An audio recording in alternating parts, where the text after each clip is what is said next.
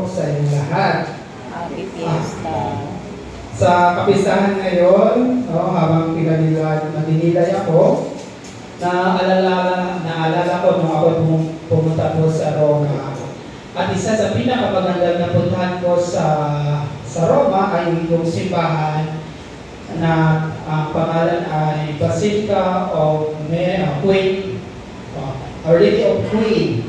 Doon po ay napakaganda. Pagpasok mo pa lang, parang ang niyayakap na ng kabanalan ng lugar. At doon walang ibang sinabi sa Diyos, kundi salamat Lord. Lalo pa ako magpakabait. Kasi nakapunta po ako sa simbahan ito na puno ng kagandahan, puno ng pagpapala at puno ng kabanalan. Mga minamahal kong kapatid, kapag nasabihin po tayo ng Panginoon, puno po tayo ng grasya, puno po tayo ng kapanatagan, maganda sa pakiramdam. Kasi nung bago ko umuwi sa Pilipinas, bago ko bumalik sa Pilipinas ng panahon na yun, 2 years ago, sa immigration pa lang naman, napakaraming tanong, na-stress ako. Kaba-kaba, pero pagdating ko sa France, sa Roma, wala.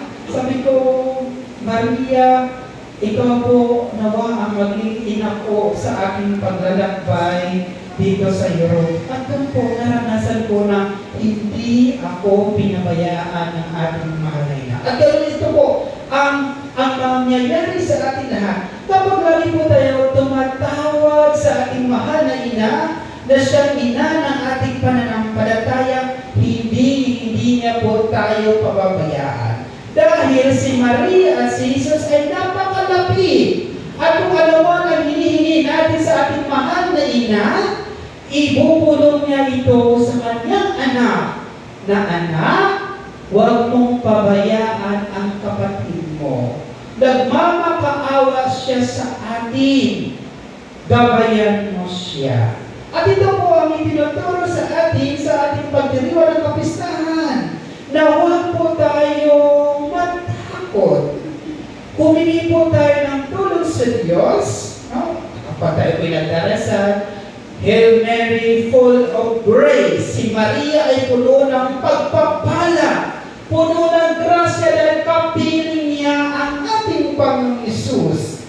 Ganito din sa ating lahat, mga minamahal kong kapatid.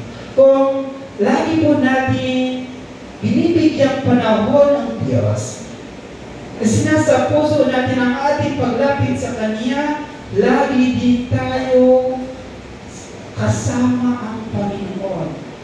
Nasa tabi po natin ang Panginoon. Hindi lang po talaga natin siya na nararamdaman kasi minsan nakapokus po tayo sa mga problema natin, sa ating mga gustong kainin, sa ating mga pangarap. Kaya minsan si Lord kumakalapit na, pero hindi po natin siya napapansin kasi minsan yung iba nagsisimba, ang katawan nasa loob ng simbahan. Pero ang kaluluwa naglalakad na sa Jollibee, sa mall, sa palengke, namimili na ng isda, presko. Diba, nahahati ang katawan. Pero saan ko nahahati ang sarili. Kaya sana po mga minamahal kong kapatid, kung gusto po natin pagpalain po tayo palagi ng Panginoon, i-desire natin always na mapupuno po tayo ng Kanyang grasya. Kasi kapag meron po tayong grasya sa ating mga sarili, galing sa Diyos, yan po ay simbolo ng presensya ng Panginoon na dapat natin ipanalangin araw-araw. Huwag na po tayo mag-iipon na, Lord, magbigay ka ng mga sinyalis kung ikaw talaga ay buhay mo. Yan po ay kakulangan ng pananampalataya. Kaya po walang nangyayari ni wala sa ating unang pagbasa dahil kulang sila ng pagnanalig at pananampalataya sa ating Pag-Isus. Pero kahit tayo pinapapagod na, may mga problema pa rin, pero kapit pa rin tayo. Kasi gumagalaw ang himala ng Panginoon sa mga taong umakapit kahit sila po ay lumuluha sa kanilang mga kalooban. Tandaan po natin mga minamahal ko kapatid, Jesus is Emmanuel. So nasa atin palagi ang Panginoon. Tularan po natin si Maria na inako niya ang lahat ng paghihirap ng kanyang anak. dahil sa kanyang tunay na pagmamahal sa Diyos. O, tingnan ng mga nanay. Talagang ang mga nanay, no, katulad ng nanay ko. Yung nanay ko ay umiiyak na hindi namin nakikita. No, sabi ko, Mama, bakit yung mata mo ay pula-pula? Tapos nagugulo naman ang buso namin kapatid na napaka-square brat. Sabi niya, umiyak yan kanina. Sabi, bakit? Kasi nagtanong kasi yung kapitbahay natin kung anong araw ka daw uuwi sa Manila. Sabi ko, bakit? Nalaman niya ba na uwi na ako bukas? Oo, kaya sabi niya, uwi na po kasi father. Ang nanay ko kasi, nasasaktan kapag ako po'y bumabalik sa Manila. At maraming panahon na si nanay ko ay umiiyak na hindi talaga nagpapakita sa amin. Kasi una, ayaw ng nanay, o kayo mga nanay na kaawaan kayo ng mga anak ninyo. Diba? Umiiyak kayo, no? Nagtatakot, minsan sa sila, umiiyak.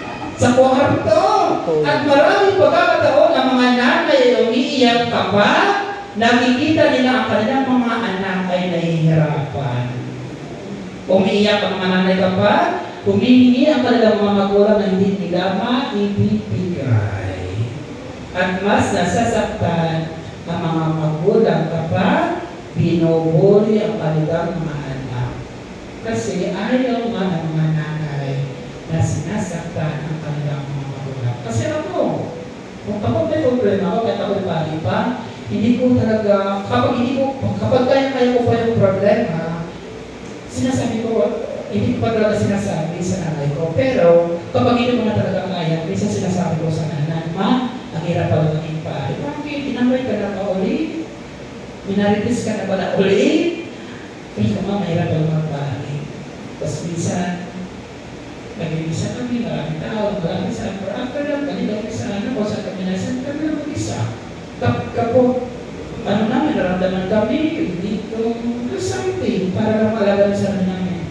Pero, alam niyo po mga minulong kapatid, kapag pala sabi mga anak sa mga problema nila sa mga magulang, mas unang nasasaktan ang mga nanay. Kasi tribal ang kanilang mga nararamdaman kumpara sa mga anak. Ako, no? Minsan talaga ramdam ko na napakasakit sa magulang na nasasaktan at nalulungkot yung kanilang mga anak. Kaya minsan hindi ko na talaga sinasabi kasi ramdam ko yung karoon sa puso ng nanay ko. Ganyan din po si Maria. Kung patuloy po tayo kumakapit sa ating mahal na ina, ganoon po inaako niya ang lahat ng mga paghihirap natin at dinadala niya ito sa harapan ng Panginoon na nakaloob. Anak, pakinggan mo ang iyong